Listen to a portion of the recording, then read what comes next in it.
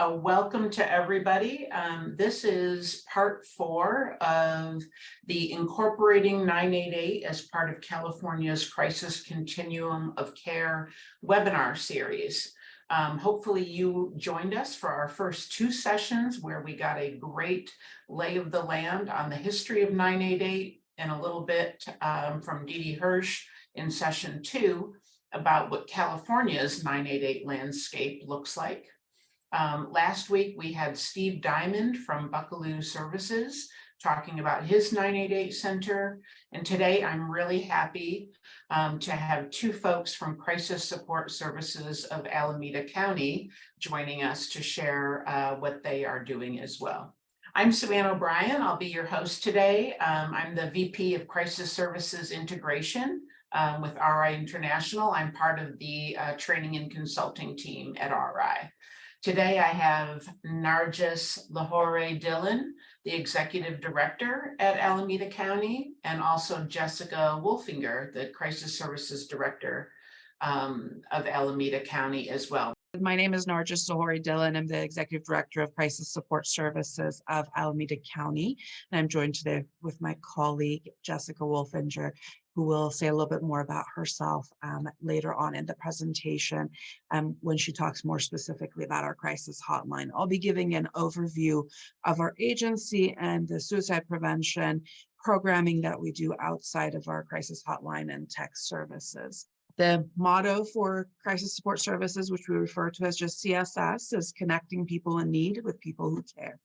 And our website is listed there. A little bit about our vision. Our vision is an Alameda County in which everyone in all of our diversity feels a sense of belonging through a comprehensive approach to suicide prevention. And I think that's why we wanted to start with giving you all a bit of a overview of the suicide prevention efforts that our agency engages in. Our agency started in 1966 based on the value of neighbors helping neighbors, and it started in Berkeley, California. 20 years ago, we moved to the building that's here in this picture. And last year, during September Suicide Prevention Month, we decided to put up a sign outside of our building. And that was a very intentional choice we made.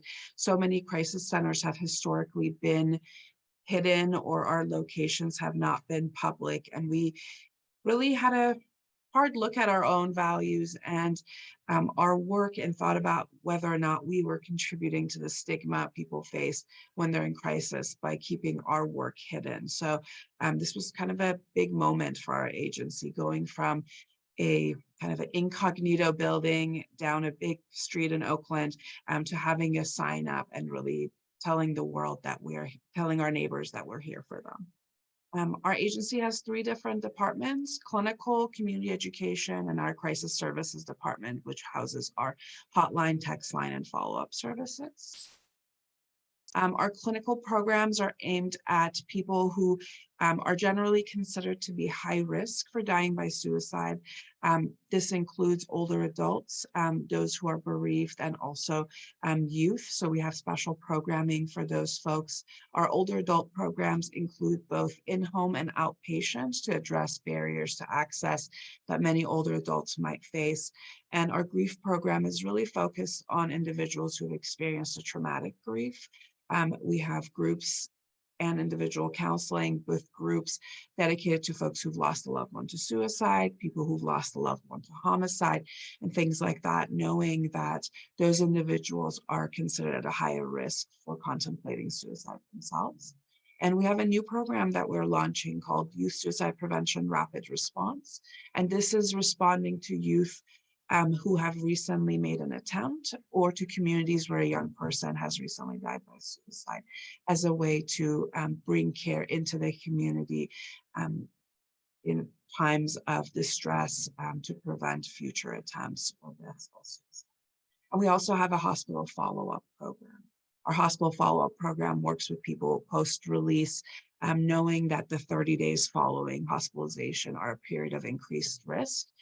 We make follow-up calls and really ensure linkages in the community for individuals who've had a recent hospitalization. And here's just some visuals of some of the groups that we run. We also run a group for suicide attempt survivors. So these are individuals who've made an attempt in the past. This is based on a model that Didi Hirsch uses also to run their suicide attempt survivors.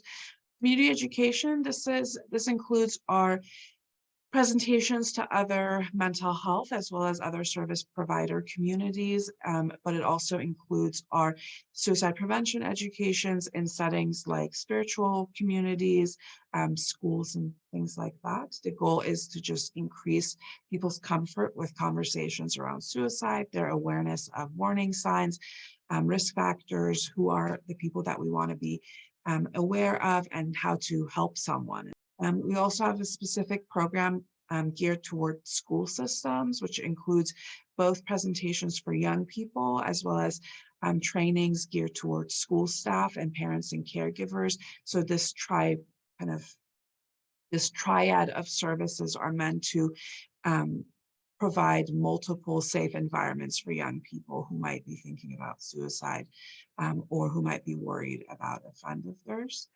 This program has recently added a Spanish component. This is a new service in our county where Spanish language youth suicide prevention did not previously exist. So this was our first year where we've had a Spanish language youth suicide prevention component in Alameda County. And this portion of the program serves about 15,000 people a year. And lastly, for community education, we do have a focus. We're part of the Zero Suicide Initiative and have a focus on providing suicide prevention education in primary care and medical settings. We know many individuals who die by suicide have visited their primary care provider in the month prior, and they were not asked about their suicidal ideation or plans. So the hope of this program to increase the awareness and comfort around these conversations within primary care settings. And it includes everyone from the front desk staff to medical technicians, to nurses, to the doctors themselves. A bit of a transition into our 988 work. We host the Alameda County 988 Collaborative, and we have this website called 988alamedacounty.org. And this is a place where people can learn about 988. And we launched this before 988 launched, and the group has been meeting. Initially, they were meeting monthly for the first 6 months of 988, and now we're meeting quarterly. And the group includes the crisis continuum in our county. So this includes county mental health. It includes mobile crisis representatives, representation from fire and police departments, representation from agencies that run crisis stabilization and crisis residential programs, as well as the Children's Hospital. So this is a place where all the crisis providers are getting together regularly to both better understand how they fit in with the 988 vision of someone to call, someone to respond, and a safe place for help, and to also be in collaboration. This is a unique space that was created as part of the 988 launch in Alameda County, where previously the crisis providers were not in touch in this intentional way. People were definitely more siloed. And the goal of the website was really to demystify 988 and the services. And the reason we're hosting the site separately, even from our CSS website, is really to include the entire continuum. This is not interactive here, but if somebody goes on the mobile crisis part of this page, they're able to put in what city they're in and get information to which mobile teams are available in their area, what's their availability, like the times and their hours of operation, as well as how they respond. So do they respond with law enforcement? Is this a clinician model? Is this a clinician and a peer? Is this an EMT-based model? And we find this to be a really important component of building trust with our community, is to trying to be as transparent as possible regarding what they can expect when they call 988 and what are some of the possible outcomes, and really give them all the tools they need to navigate the system. The mobile team map that's on this page is the same one that providers in the county have access to when they're trying to kind of dispatch a mobile team, and it was created for the 988 website. Prior to this, there was no place where all mobile teams information was actually listed. So this has been a tremendous resource for other providers as well as the community. And the Meet the Helper section is really to show people who some of our volunteers and phone counselors and text counselors are, as a way to help them feel connected to those on the other side. And this is kind of my last slide, showing you all the ambulances in our county have a new wrap, and the wrap has the 988 number on it. So the ambulance company Falck has the contract for being the co-responder when medical response is needed as part of a psychiatric emergency. So as a part of that work, they have put the 988 Suicide and Crisis Lifeline information on their ambulances. And we think that this is another way that using 988 as a resource will be normalized. I'm Jessica Wolfinger, and I'm the Director of Crisis Services, which means I manage the crisis line, the chat and text line, and we have a follow-up program. So the local crisis line takes over 15,000 calls a year. At this point, our call volume has gone up about 45%. Our percentages of our local crisis line, which we've been intentional in keeping that number versus Lifeline, run about 50-50. So half of our calls are from 988 and half of our calls are from our local line. There's been an overall 50% increase in calls over 2 years. And we really saw this increase with the advent of 988.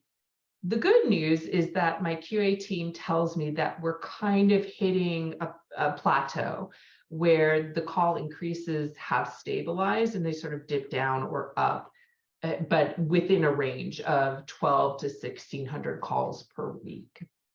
With the advent of 988, we have more first-time callers. And because we are doing the work and 988 is there, we have more calls with higher suicide risk.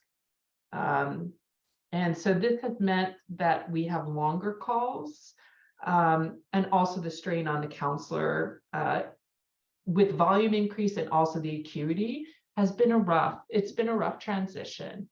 So you can see here in July 2021, we had 1,000. And in January 2023, you can see where it's dipping like to 1,500.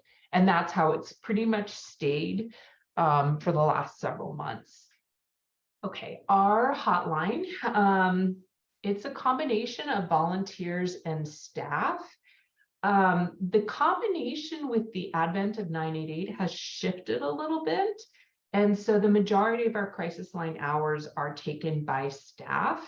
We have about 75 volunteers.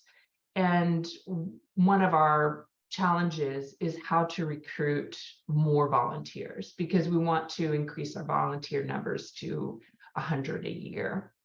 We do provide direct dispatch from mobile county crisis teams in the after hours. I really want to talk about our follow-up services. We have a follow-up program that contacts people who agree to follow-up calls. They have to be medium to high-risk callers. And we offer services for up to 6 sessions with them to make sure that they're connected to services and that they, are safe or safer, de-escalated.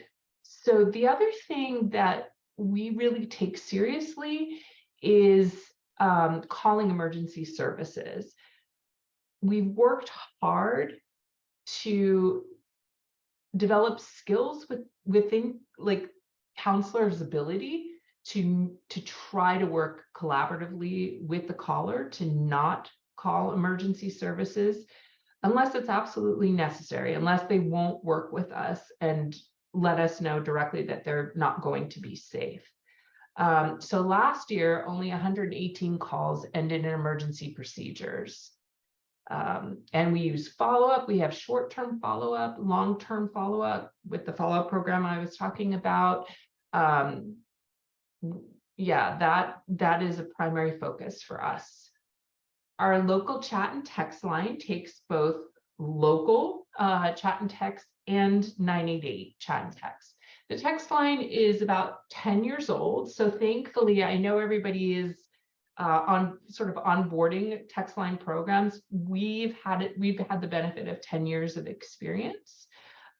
We take local and 988 text from 8 a.m. to midnight, 7 days a week. We have limited Spanish hours on Thursday nights.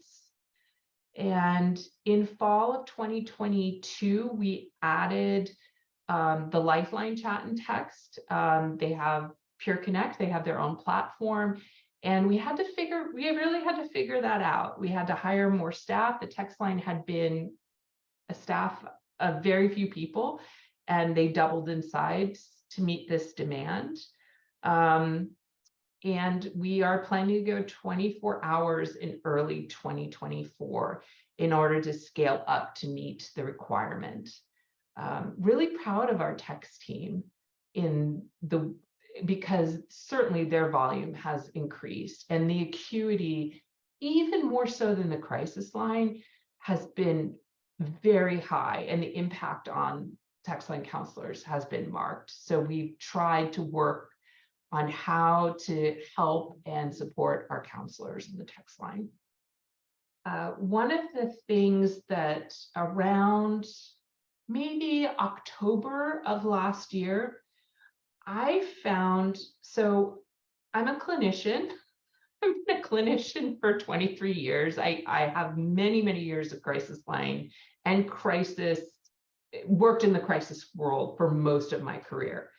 But one of the things I'm not great with is quality assurance. That's like the data, the trends, etc. And I was really fortunate enough to have two wonderful people who really do magic and can provide the things like the KPIs. They do the annual reporting data stats. We are even starting them looking at our retention rates and informing us about like supervision strategies. They'll do silent monitoring. They're going to help us implement the new 988 database. It's just been a pleasure having them.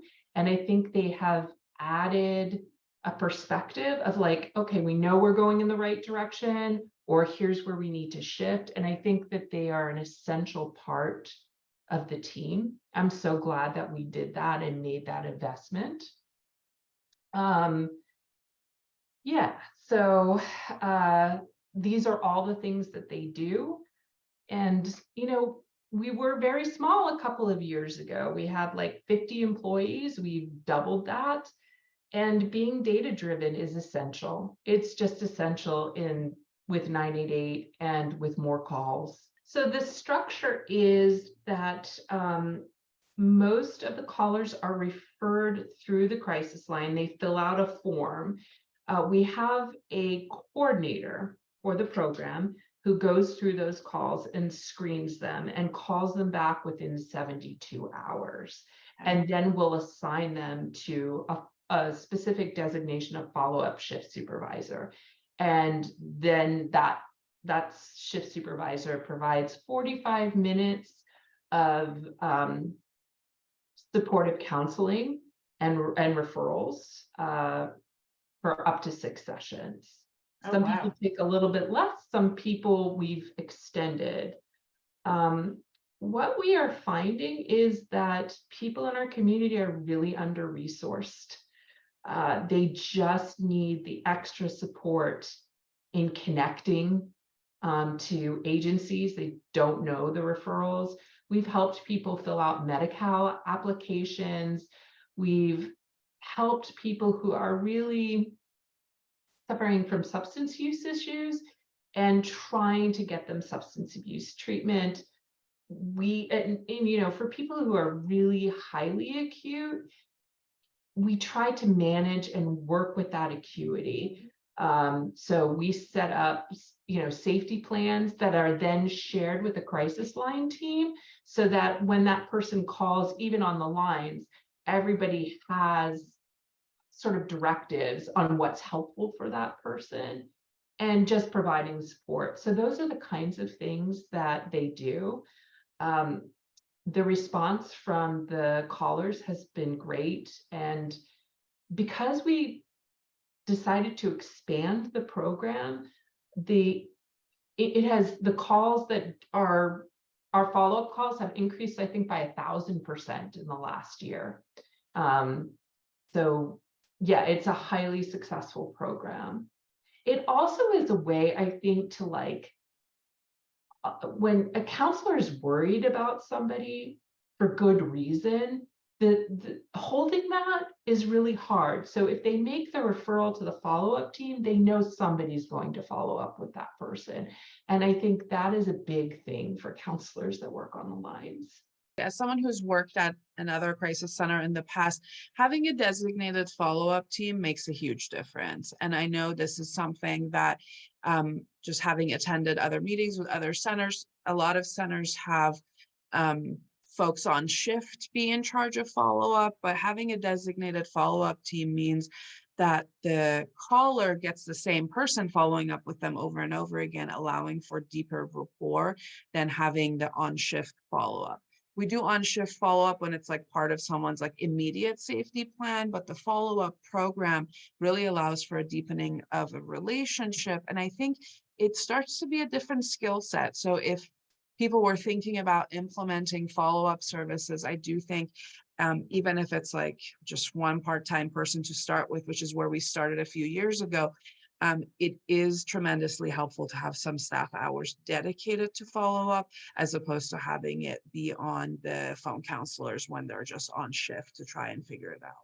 That's really amazing, because it's essentially not just a follow-up to see what happened after the call, but it is an extension of the call. You are providing, you've identified those folks that probably need a lot more support, and you are providing this extended, really high touch to extend their care by sort of wrapping around them post phone call, which is just amazing. So the county provides a language service. It used to be the language line, but they have switched to another language service called Globo about a month ago. And so that is how we would provide those services. We still do provide those services and can provide them both in follow-up and on the lines. We also have several counselors that speak Cantonese, Mandarin, Spanish, etc. But if the counselor doesn't, we will use a language line. The key stakeholders in your community, you've touched on this a little bit. Our counterpart is the county behavioral health system. Meaning that we serve many of the same people. So I would say that's the primary people that we're in touch with, especially regarding things like trends, new community needs emerging. When COVID hit, we determined that there was a need for a COVID stress line for frontline workers. So for about a year and a half, 18 months, we had a COVID stress line that was like co-created with Alameda County Psychological Association as a way to be there for our frontline workers. And Alameda County Behavioral Health allowed us to use our crisis line resources to support that line additionally. So I find that they're open to listening to us. And the way we often see our role is as really the doorway to a behavioral health system. Even though we do provide some crisis specific resources, we're really an entry point. So for us to be in touch with the remainder of the crisis continuum, as well as the behavioral health system, feels really important in order for callers to actually be served and not just end up on a loop of just calling us next time during crisis, next time during crisis. So being in touch with the broader behavioral health community feels really important. And with 988, I think, has forced us to really be more intentional about identifying stakeholders and being in touch with them. Previously, so many of our relationships were on an interpersonal level of like, I knew the person who ran a program somewhere and we made sure we collaborated. But now there are systems in place, monthly meetings, quarterly meetings, reports, ways for everyone to be in the know and to give input into our work as well as get input into their work. And I think ultimately that has improved the crisis system in Alameda County. Can you talk a little bit about your collection? Like what kind of KPIs you collect? What are those data points that you're watching regularly? What are you looking out for? How do you do process improvement at your 988 center? So we are generally, our KPI collection and performance is generally collected by our quality assurance team. And we are looking for all the lifeline metrics. So answer rate within 20 seconds. There are a bunch of other metrics that I'm sure folks are familiar with. So we gather that data monthly. We have a meeting with the lifeline who tells us how we're doing. When we are not meeting a metric, I tend to work with the quality assurance team to look at like what's going on. So are we not meeting an answer rate in 20 seconds because a shift on a Saturday overnight is significantly understaffed? Do we need to look at staffing that shift more? And that's kind of how it's done. And we're watching it very closely because we have to submit them monthly. I hope that answers your question. I don't know, Nargis, if you have anything else to add. Other things that I've seen the team look at is call lengths for low risk or no risk calls. I think as we're working on improving our speed to answer, we're wanting to make sure everybody's staying within the scope of the program. And one way we're doing that is by identifying, are there volunteers or counselors who are having particularly lengthy calls with callers who are registering in our database as zero risk for suicide, and providing additional coaching and feedback to those particular counselors kind of helps the continuous system improvement. I would say another data point that's been particularly helpful was about just over a year ago, we pulled data on at what times are we getting our highest risk callers. So we created a heat map of when are we getting most callers who are exhibiting medium or high risk for dying by suicide. And we were able to use that data with our broader county community as a way to inform when other programs or interventions should probably be more available. And I think that's a way in which crisis centers can tell a story that almost no one else can touch, is because we get so many hits, we're answering over 30,000 calls a year. There is a way in which we begin to be able to see the big picture that I think individual providers might not have access to. So I think that was a moment of thinking about our work, about how it fits with, how our data fits within the larger picture. Really being open to changing our staffing model as we've grown has been important. In October, Jess and I were at CrisisCon in Kansas City, really learning from other crisis centers. And we went to a session about how do you staff your crisis center. And at the time we were dealing quite a bit with Jessica being on call 24/7 for when anyone needed to consult. And there was a time in which that was okay at CSS, but with the increased volume, newer staff, it was no longer the case. And we added a weekend on-call supervisor, which was something that another center there was talking about. It's not something we'd had before, but the ability to, for the most part, allow our program staff, program director and manager who are pretty much on call all week, to have a day or two where they know people aren't going to call them unless absolutely necessary, has been a helpful way of preserving their wellness. I think as the executive director, that's one of the things I worry about is scaling up at this speed is not sustainable. So how much program, like we hired a ton of people, but then what kind of infrastructure do you need to support their training, their supervision, so that we're not relying on the same infrastructure that was supporting an agency of 50 to now support an agency of 75. So that feels not so much of an innovation, but definitely a success is pausing intermittently to be like, where are our pain points and how can we address them before it's too late, honestly, before we've burned some bridges with our own team.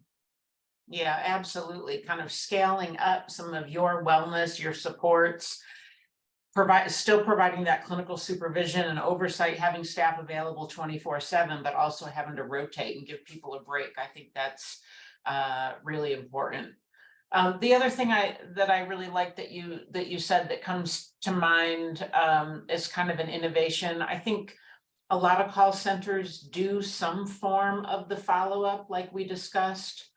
I think you all are doing it quite differently, and I love your recommendation of that dedicated team so that the person establishes that rapport with one individual, and that is ongoing. That's just not somebody doing a satisfaction survey saying, hey, we're checking in on you after your you're pretty serious, not that you say that, but for these high acuity calls from 72 hours ago, you're actually like really trying to partner with the individual and extend that care beyond, which I just think is really amazing. Thank you for all the work you're doing there. A couple years ago, Jessica and one of our colleagues went through and identified who were some of our high utilizers and reached out to them to create almost like a treatment plan of like to really do an outreach call to make sure that the crisis line is not their primary way of seeking support.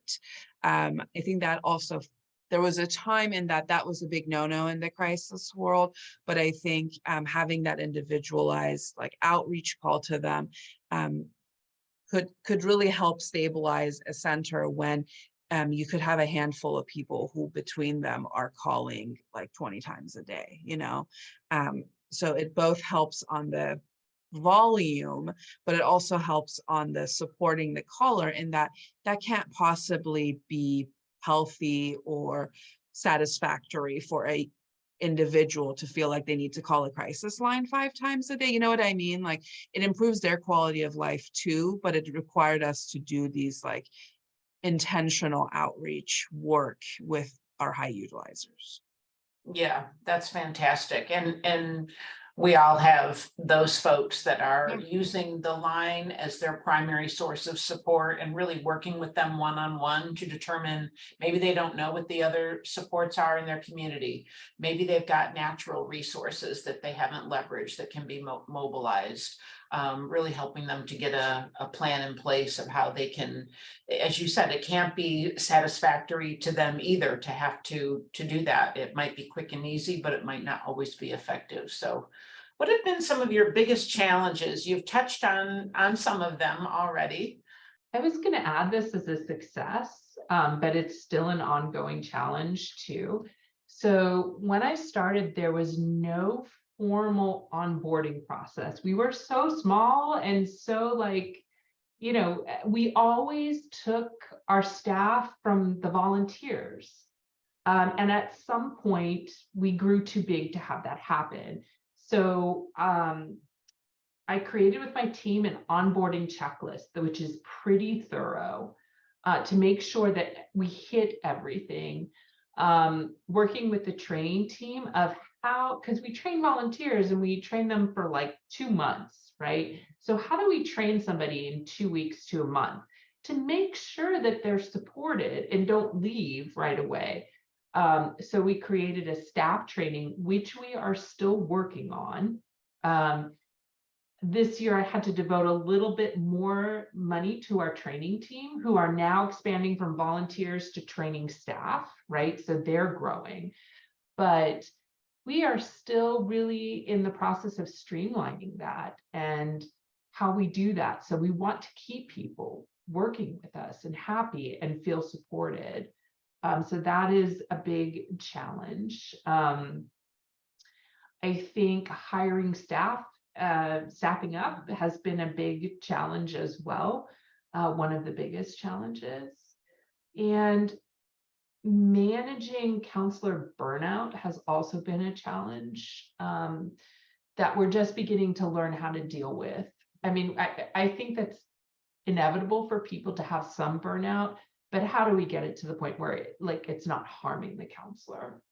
And I think we still have some work to do on that.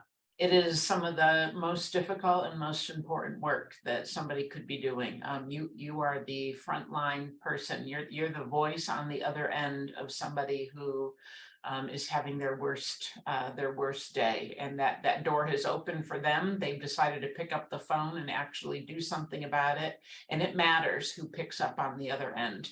The last challenge I will name is around managing a hybrid workforce. I know this is like a multi-industry challenge. It's not unique to running a crisis line, but we went fully hybrid when we went fully remote when COVID hit, and then we slowly became hybrid in various shapes or forms. But really, we've never been able to recapture the camaraderie and connection of the room with all the phones in it, and I think there's for me, and now that our center is so big that I don't think we could have a room with all the phones in it, there is a sense of loss in that, in the crisis center that we used to have, but also there's a sense of how do we recreate the connections that sustained people during that time. And I think the place in where that shows up is volunteer retention more than anything else, in that volunteers used to come to shift to see their shift mates, that there's a social piece to this work.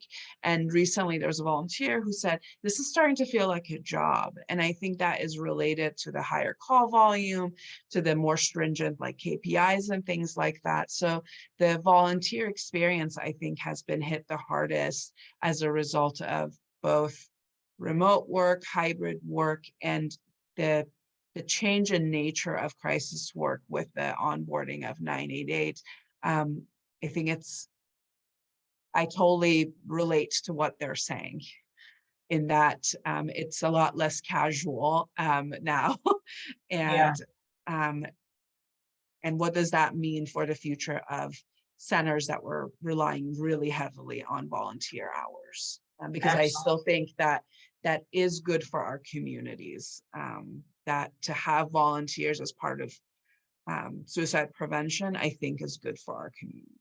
I'm really glad you brought that up too, on the hybrid versus remote, because the majority of the Lifeline centers did go remote. I think there were a small handful that did not during the COVID-19 pandemic.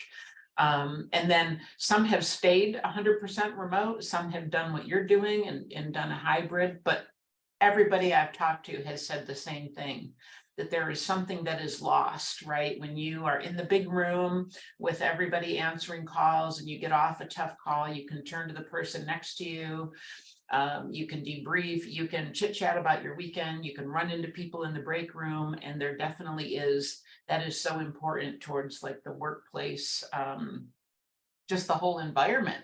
And you need to have that when people are doing this really difficult work. I feel you on that. And nobody has the answer on how to get this right. There certainly have been benefits of being remote, in that a lot of call centers have started recruiting nationally and being able to hire people from all over. And so you're not limited to this pool that's within driving distance of a physical location.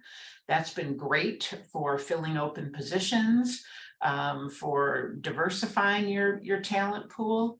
And again, on the flip side, there are losses. There are pros and cons to that. And the loss has been, just as you said, Nargis, this camaraderie, this feeling a part of the team, feeling a part of the group, and getting a lot of support through that. And then it starts feeling like a job when you're Yeah. just at home answering call after call after call, and you're missing that component where you feel like what you're doing has meaning and you can look to your side and see others participating with you in that.